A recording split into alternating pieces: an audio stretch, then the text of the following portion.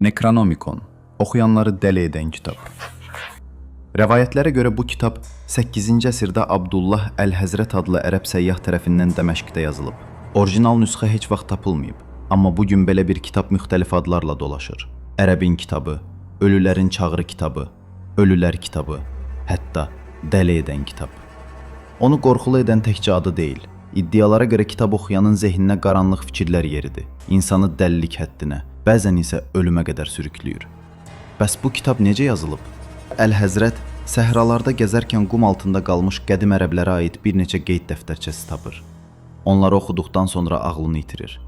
Məhz həmin qeydlər sonradan Necronomicona çevrilir. Rəvayətlərdə deyilir ki, bu səhifələrdə insanın doğulmazdan əvvəlki varlığı, ruhlar aləmi ilə əlaqə və ölülərin necə hərəkətə gətirilə biləcəyi təsvir olunur.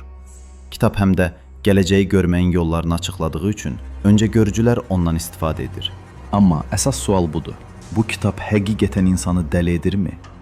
Necronomicon oxucunun indiyə qədər inandığı hər şeyi darmadağın edir, tanıdığı həqiqətləri rədd etdirir və gerçəyi bütün çılpaqlığı ilə qarşısına qoyur. Buna görə də onu oxuyanların şoka düşdüyü, psixoloji sarsıntı yaşadığı deyilir.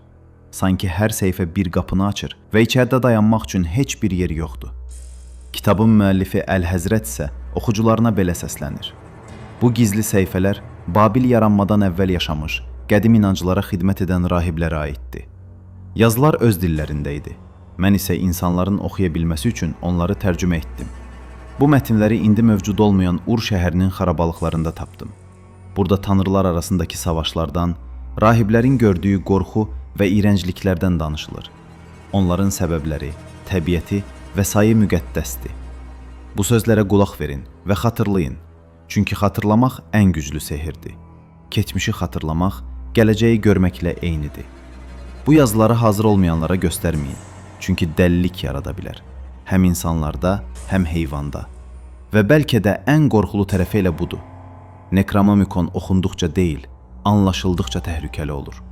Bu sözləri indi dinləyirsənsə, deməli sən də artıq kitabı oxuyur və tilsimə düşürsən. Əgər bu qorxulu tilsimdən azad olmaq istəyirsənsə, elə indi abunə ol, videonu bəyən və şərh yaz. Növbəti videolarda görüşənədək, hələlik.